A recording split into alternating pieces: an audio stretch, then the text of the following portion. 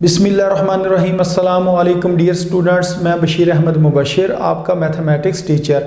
आज हम mathematics 10th class की बुक में से जो यूनिट नंबर 5 है उसका एक इंतहाई अहम क्वेश्चन समझेंगे। तो ये क्वेश्चन कुछ इस तरीके से लिखा गया है, if 2a + 5, 3 is equal to 7, b - 4 then find the value of a and b। तो फिर आपने a और b की वैल्यू फाइंड करनी है। तो इस क्वेश्चन को आप किस तरीके से सॉल्व करेंगे, सबसे पहले आपने इसको दोबारा लिखना है। लिखा हुआ है जी 2a + 5, फिर ये लिखा हुआ है कामा, और फिर ये क्या लिखा हुआ है 3, और यहाँ पर ब्रैकेट आपने बंद कर देनी है, और फिर आपने लिखना है 7, फिर कामा, फिर आपने लिखना है b - 4। तो ये हमारे पास ऑर्डर्ड पेयर होते हैं। अब आपने क्या करना है, इनको कंपेयर करना। तो आप लिखेंगे बाय इक्वलिटी, और उसके बाद आप यूँ लिखें किस चीज़ की इक्वलिटी, ऑफ ऑर्डर्ड पेयर। जो हमारे पास ऑर्डर्ड पेयर्स हैं इनकी अगर हम इक्वलिटी की अगर हम बात करें तो हमें ये पता है कि जो कामा से पहले लिखा हुआ है, इधर कामा से पहले क्या लिखा हुआ है 2a + 5, और इधर कामा से पहले क्या लिखा हुआ है 7, और इन दोनों के दरमियान में क्या इज़ इक्वल टू। तो इधर हम क्या लगाएंगे साइन, इज़ इक्वल टू का साइन लगा लेंगे। इसी तरह ये जो bye equality of ordered pair है, तो कामे के बाद क्या लिखा हुआ है 3 लिखा हुआ है, तो इधर कामे के बाद क्या लिखा हुआ है b - 4 लिखा हुआ है। तो अब ये दोनों क्या हैं, इक्वल है। तो इसके दरमियान में भी हमने क्या करना है, इक्वल का निशान लगा लेना है। तो अब यहाँ से हमने a की वैल्यू फाइंड करनी है। हम कहेंगे 2a ये किसके बराबर है 7, और ये वाला 5 इधर आकर क्या हो जाएगा -5। तो 2a ये बराबर आ गए 7 में से 5 को जब माइनस करेंगे तो हमारे पास आ जाएगा 2। तो a बराबर आ जाएगा 2, ये वाला जो 2 है इधर मल्टीप्लाई हो रहा है, इधर आकर डिवाइड हो जाएगा। 2 / 2 ये किसके बराबर होता है जी 1 के बराबर होता है। यहाँ से हमारे पास a का आंसर कितना आ गया 1। इसी तरह अब हमने b की वैल्यू फाइंड करनी है। तो b की वैल्यू किस तरह फाइंड करेंगे, ये -4 है, इधर आकर क्या हो जाएगा +4।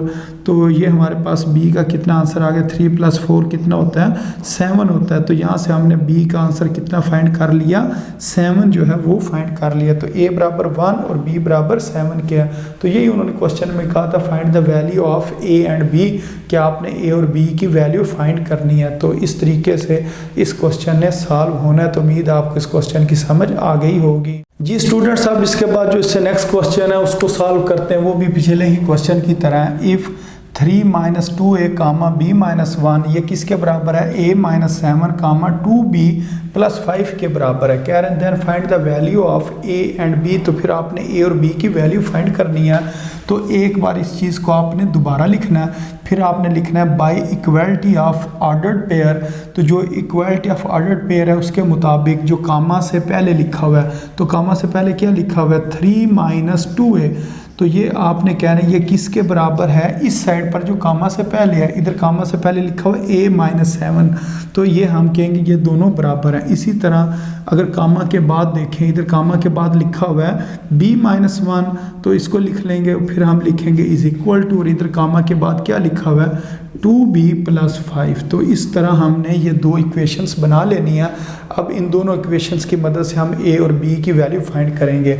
तो अगर इसको देखें, ये लिखा हुआ है a और ये -2a दूसरी साइड पर जाकर +2a हो जाएगा, और ये जो -7 है इसने इस तरफ आकर +7 हो जाना।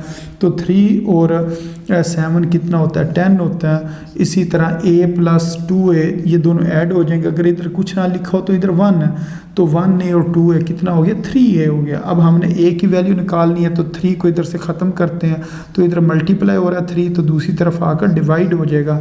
इस तरह हमारे पास a का कितना आंसर आ जाएगा 10 / 3 आ जाएगा। अब हम b की वैल्यू फाइंड करते हैं।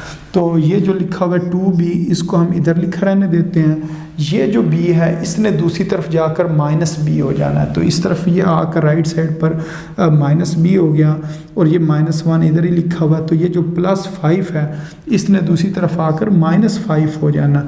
तो -5 - 1 कितना हो जाएगा -6 हो जाएगा।